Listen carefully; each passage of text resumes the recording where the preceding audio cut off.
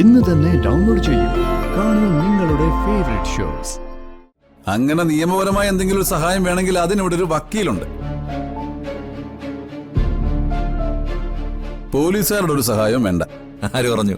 ഇപ്പൊ തന്നെ സമൃദ്ധി ആരെങ്കിലും എന്തെങ്കിലും പറഞ്ഞ് ചീറ്റ് ചെയ്യുകയോ അല്ലെങ്കിൽ സമൃദ്ധിക്ക് നഷ്ടപ്പെട്ട ഏറ്റവും അടുപ്പമുള്ള ആരെങ്കിലും കണ്ടുപിടിക്കാനോ അങ്ങനെയൊക്കെ വേണ്ടിവരില്ലെന്ന് ആര് കണ്ടു? അത് പിന്നെ സാറേ, മൂർത്തി സാർ പറഞ്ഞിട്ടാ ആ പഴങ്കഞ്ഞില് ഞാൻ. മൂർത്തിയോ? ആ അതെ.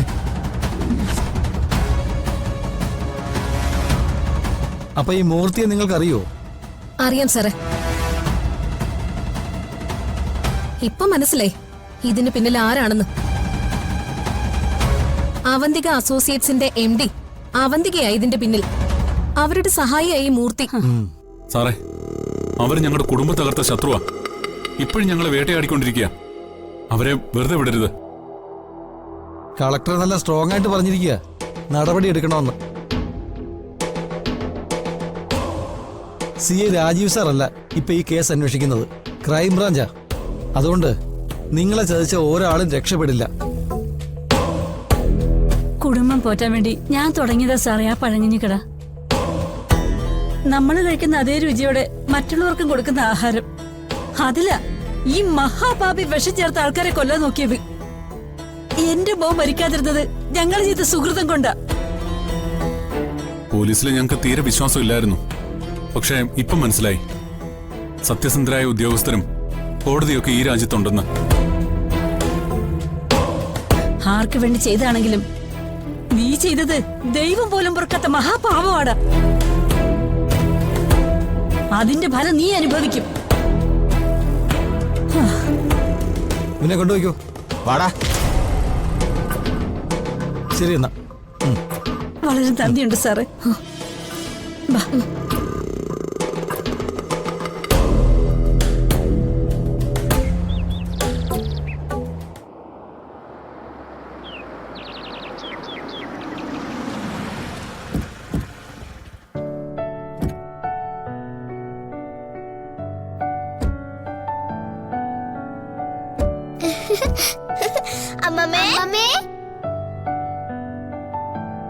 മക്കളെ, അമ്മമ്മേ,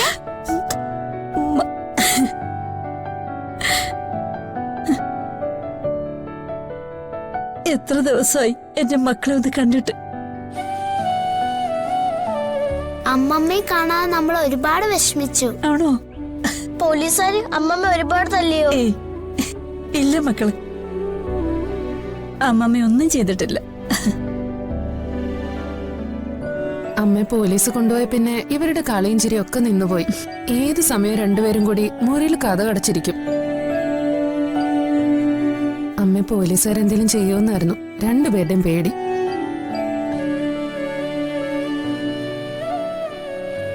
അമ്മമ്മയെ കാണാൻ രണ്ടുപേരും ഒരുപാട് വാശി പിടിച്ചു. അവിടെ കൊണ്ടുവന്ന് കാണിക്കുമ്പോ ആന്റിക്ക് അത് വിഷമാവൂന്ന് വിചാരിച്ചിട്ടാ കൊണ്ടുവരാതിരുന്നത്. സത്യം പറഞ്ഞ ഇത്രയും ദിവസം വീട് ഉറങ്ങിയതുപോലെ ആയിപ്പോയി. ആണോടാ മക്കളെ?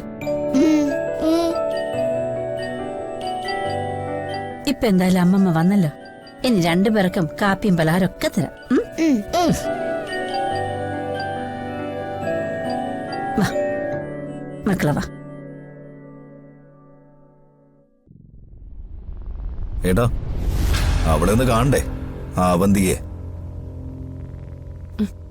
ഞാനും വരാം. പണ്ട് അവിടെ പോയി കൊടുത്ത പോലല്ല, ഇനി അവൾ എഴുന്നേറ്റ് നടക്കരുത്. ആ മൂർത്തി ഉണ്ടല്ലോ, അവനെ ആദ്യം പിടിക്കേണ്ടത്. പോണം. പക്ഷേ എല്ലാരും കൂടി പോണ്ട. അമ്മയും ഞാൻ കൂടി പോയിക്കോളാം. അതിന്റെ പേരിൽ ഇനിയൊരു കേസ് വന്നാലും അത് നിങ്ങളെ ആരെയും ബാധിക്കരുത്. അല്ല ഏട്ടാ, ഞാനും വരാം. ഒന്നുമില്ലെങ്കിലും ഒരേ ചോരയില്ലേ, ഒരേ വയറ്റിലല്ലേ ഞങ്ങൾ കിടന്നത്. എനിക്ക് അവരുടെ മുഖത്ത് നോക്കി കുറച്ച് കാര്യങ്ങൾ ചോദിക്കാനുണ്ട്. അതിന്റെ പേരിൽ ജയിലിൽ കിടക്കാനും ഞാൻ തയ്യാറാ.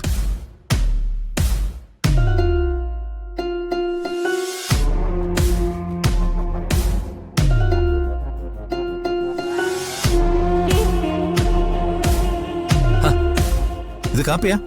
അല്ല, ചായയാ. എങ്കിലിങ്ങനെ തന്നിക്ക്. എനിക്കൊരു ചായ കുടിക്കണമെന്ന് ഞാൻ ഇപ്പൊ ശിശിരയോട് പറഞ്ഞതേ ഉള്ളൂ. അല്ല, ഇത് ഗൂഗിളിന്. അതൊന്നും സാറില്ലെന്ന്. എനിക്കതിൽ നാണക്കേടൊന്നുമില്ല. ഞാൻ കുടിച്ചോളാം. എന്താ? അല്ല,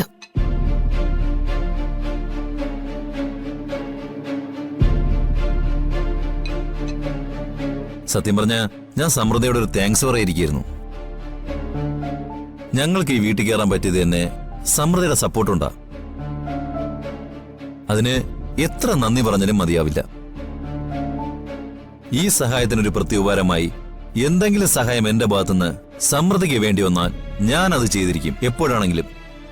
ശിശിരിച്ച് വിഷമിപ്പിക്കാതെ രണ്ടുപേരും കൂടി സന്തോഷമായിട്ടങ്ങ് ജീവിച്ചാ മതി. അല്ലാതെ എനിക്ക് ആരുടെ ഒരു സഹായം വേണ്ട. അങ്ങനെ തള്ളിക്കളയാൻ വരട്ടെ. ഞാനൊരു പോലീസുകാരനാണ്. നിയമപരമായ എന്തെങ്കിലും ഒരു സഹായം ചിലപ്പോ വേണ്ടിവരില്ലെന്ന് ആര് കണ്ടു?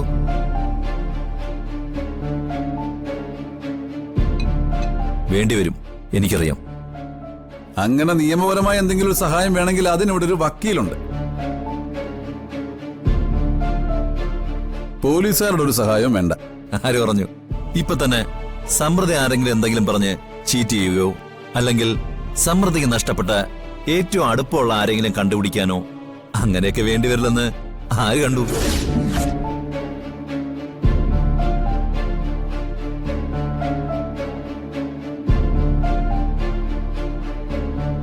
കേസ് കോടതിയിലെത്തുമ്പോഴേ വക്കീലിന് കാര്യമുള്ളൂ. അതിനു മുമ്പേ കുറ്റം തീരുമാനിക്കുന്നതും പ്രതിയെ കണ്ടുപിടിക്കുന്നതും പോലീസാ. എത്രയൊക്കെ മറച്ചു വെച്ചാലും ഏത് കുറ്റവും കണ്ടുപിടിക്കുന്ന മിടുക്കന്മാർ കേരള പോലീസിലുണ്ട്. എന്റെ കാര്യത്തില് രാജീവ് അതൊന്നും ഓർത്ത് ബുദ്ധിമുട്ടണ്ട. നിങ്ങൾ അളിയന്മാര് തമ്മില് ഇങ്ങനെ പോലീസും വക്കീലും കളിച്ച് പരസ്പരം ഈഗോ കാണിക്കേണ്ട ഒരു കാര്യമില്ല. ഇതൊരു കുടുംബാ. അതെല്ലാവരും ഓർത്താ നല്ലത്. തൽക്കാലം ഇപ്പോ എനിക്ക് രാജീവിന്റെ ഒരു സഹായം വേണ്ട. അടുക്കളയിൽ കുറച്ച് ജോലിയുണ്ട്, ഞാൻ അങ്ങോട്ട് ചെല്ലട്ടെ. വയറ് നിറച്ച് കിട്ടിയപ്പോ നിനക്ക് സമാധാനമായോ? പോലീസുകാരനാണ് പോലും സഹായം ചെയ്യാൻ വേണ്ടി നടക്കുന്നു. അങ്ങനെ പറയല്ലേ അളിയ. പഴയതൊന്നും അളിയൻ മറക്കരുത്. സമൃദ്ധ എങ്ങനെയാണ് അളിയന്റെ ഭാര്യയായി ഈ വീട്ടിലേക്ക് വന്നെന്ന് അളിയന് ഓർമ്മയുണ്ടല്ലോ. അമ്മയും അത് മറക്കണ്ട. അതിന്റെ പേരില് ഞങ്ങളെ എപ്പോഴും ഇങ്ങനെ ഭീഷണിപ്പെടുത്താന്നാണോ നീ വിചാരിക്കുന്നത്? ഏയ്, ഒരിക്കലുമല്ല. അന്ന് എന്റെ സഹായം നിങ്ങൾക്കെല്ലാവർക്കും വേണമായിരുന്നു.